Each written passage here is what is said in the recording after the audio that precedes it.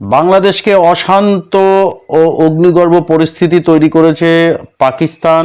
মদদ দিচ্ছে পাকিস্তান। বাংলাদেশে পাকিস্তানপন্থী কিছু সংগঠন এবং সাধারণ মানুষকে ভুল বুঝিয়ে তাদের মধ্যে একটা আবেগ তৈরি করে পথে নামিয়ে গৃহযুদ্ধের দিকে নিয়ে গেছে এবং বাংলাদেশে অনির্দিষ্টকালের জন্য কারফিউ জারি করা হয়েছে। 3 দিনের ছুটি ঘোষণা করেছে বাংলাদেশ সরকার। এখনো পর্যন্ত হিংসায় মৃত্যু হয়েছে, সরকারিভাবে বলা হচ্ছে, সংবাদ মাধ্যমগুলো বলছেন 98 জনের মৃত্যু হয়েছে, যার ভিতরে 14 জন পুলিশ আছে, 2 জন হিন্দু আছে, সাংবাদিক আছে।